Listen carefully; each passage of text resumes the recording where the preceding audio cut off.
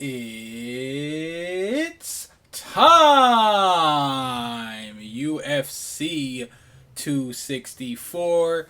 If you want some more, they're coming at you more and more and more and more with amazing card after amazing card after amazing card, man.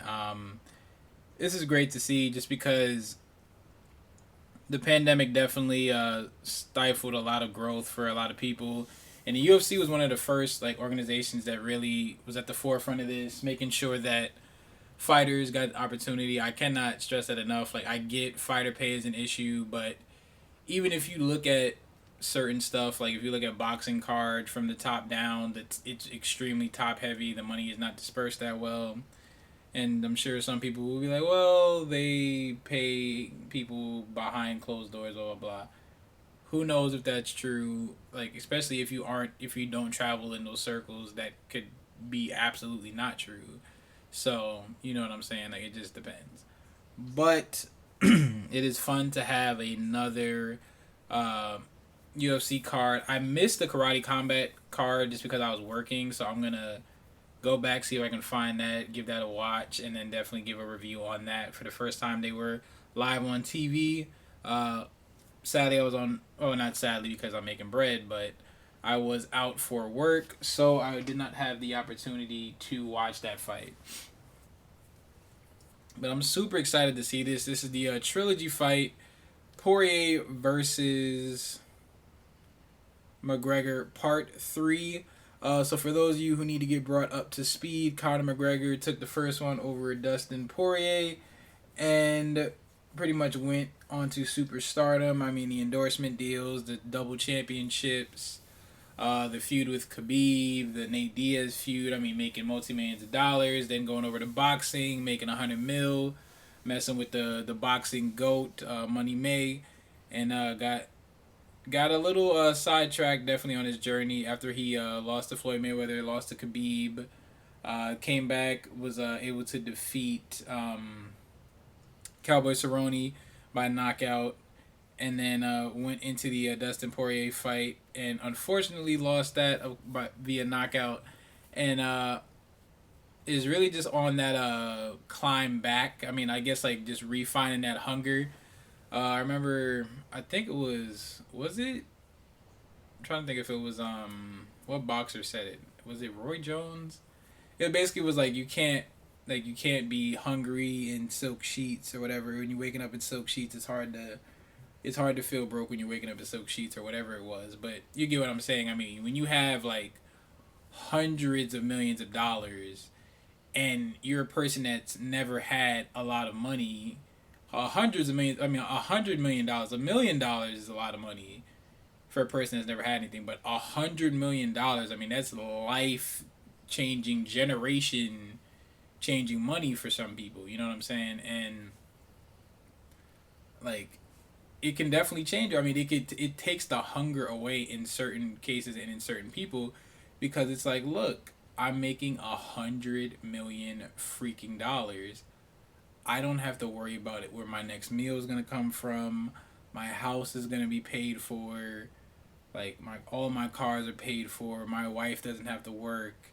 My kids, they don't have to want for anything. You know what I'm saying? Like, when you get to that point, and I'm like, obviously I don't know, but for the most part, the visual representation, more often than not, a person starts to feel their oats. They start to sip the Kool Aid, and they don't train as hard. They don't go as hard as they used to go while they were on the grind. I mean, obviously, the only person I would say that has done that would be someone like a Floyd, Khabib, to a certain degree. You know what I'm saying? Like, there's certain people that no matter what happens, they keep grinding, they keep grinding, they keep pushing, and things like that. But in his particular case, I don't know if that was it. He was away very long, and that's not even an excuse, but I'm just saying he was away very long. Dustin Poirier was active, even though he did lose a couple, win a couple. Super duper active, was able to survive that war versus Dan Hooker, and that definitely was something that will give you confidence when you go through a war like that and you are on the winning side.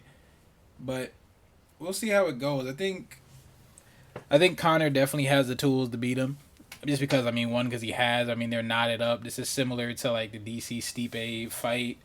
Only differences I would say is like Connor's game plan was always there and will stay the same in the DC Stipe fight.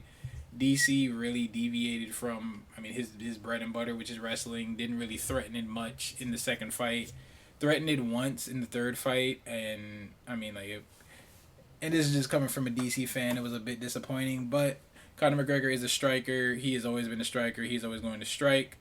Definitely needs to add more to the bag when it comes to dealing with those low calf kicks and other things like that. But I definitely feel like it's going to be a very interesting fight. I feel like it's going to be a super duper all out war. I don't think it's gonna go to the judges, but I feel like it's gonna last more than like a round. I feel like it's just gonna be all out war, super duper technical, fighting for every single inch.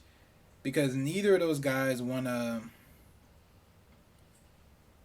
give up this opportunity. I mean, it's millions of dollars on the line, pride of this rubber match. But we shall see how it goes. We shall see how it goes. Other than that, on to other news in the welterweight division. We have Stephen Wonderboy Thompson versus Gilbert Burns. Gilbert Burns coming off of that devastating loss to Kamaru Dean Usman, the champ at welterweight white right now. And Wonderboy is really just getting his feet back in there, trying to get another crack at the title. In fairness, he did have two shots at it and was unable to beat Tyron Woodley. Um, First fight was great with Woodley. Second fight, not so much. I'm interested to see how this one goes, just because Wonderboy is so technical. He does have a chance to really like pick him apart. Gilbert Burns, after getting stopped by Usman, he might be a little gun shy. Who knows? I mean, uh, Wonderboy is riding high. He seems like he hasn't lost a step. He seems like he's gotten better in a lot of ways. Back to back wins. Vicente Luque, and who was the last guy he beat? I'm so sorry. Who was the last guy he beat? I'll find it. I'll find it. But on a 2-fight win streak right now after Gilbert Burns lost to Usman, it's gonna be an interesting one. Wonderboy is super duper long, super duper agile. He has that point karate, sport karate style where he uses that lead leg, is able to switch stances, blitzing in and out, moving his head, really good footwork. And to me, and I probably have said this before, he's the best. I would say he is the best representation of karate in MMA, um, especially sport karate in MMA, because he has found a way to have that perfect balance of having that bladed stance, moving in and out, but when he does box and when he does go for punches, he's not all in. Like the issue I have with guys like MVP is it's all or nothing for him. You know what I mean? Like there's a reason why he lost to Douglas Lima is because he just leaps in every time, and people start to key on that. And if you get a timing on that, you get what happened with Douglas Lima. He catches him on his way in while his balance is at its least, while he's leaping in, clips that foot, and now he lost his base, and now he's on the ground where he is not that spectacular, and then he ends up getting knocked out trying to stand up from the ground, and ends up being a devastating loss. Raymond Daniels, same thing. I mean, except he's like the Flash, uh, all out knockout. And I am not saying that they are bad fighters. Far from it. They are amazing. But I prefer Wonderboy style. If I was to coach somebody that wanted to fight like that, Wonderboy would be the person that I would make the blueprint of, just because he can throw the fancy spinning stuff. He can do all that, but he's super technical, very smart how he implements his boxing and things like that. He doesn't just dive in, and really really slick, man. Really really slick guy. So I definitely would say that I'm pulling for Wonderboy in that fight. Um, in the rubber match with McGregor and Poirier, I think that because McGregor lost the second one, I feel like he probably was in the lab for this one. So I feel like McGregor is gonna edge him out. I would say probably second round finish, maybe third round finish. Um, the Sugar Show is back as well with some guy that I've never even heard of. Chris something or other, Montano, whatever. He has a 9-4 record because his original opponent pulled out. So he wanted to fight. They found a guy that was willing to take the opportunity by the balls, and now Sugar Show has a fight in the main card, and I'm glad to see him still fighting after that that loss to Cheeto Vera after he messed up his leg. He seems like he's getting better every single time he gets in the ring. So I'm excited. I'm super excited for this card. But let me know, guys. Who do you think is gonna win the rubber match? Do you think Wonder Boy is going to take it? Do you think Gilbert Burns is gonna take it? Do you feel like Sugar Show was just getting fed a can to maybe pad his record some more? What do you guys think? But with that being said, man, thank you guys so much for those who listen. Much love, man. Love each other, man. Give everybody a hug. Spread the positivity and always stay safe. With that being said, man, I'm the International Sensei, and we must now exit the dojo. Us.